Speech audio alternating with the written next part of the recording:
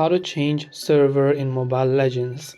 If you want to change server in Mobile Legends, once you launch Mobile Legends, tap on your profile avatar from the top left of the screen, as you can see right here. Once you select your avatar, go to this option from the bottom left hand side that says account and select that. Once you come to account option, on the right hand side you can find various options. At the bottom right you can see the option that says advanced server.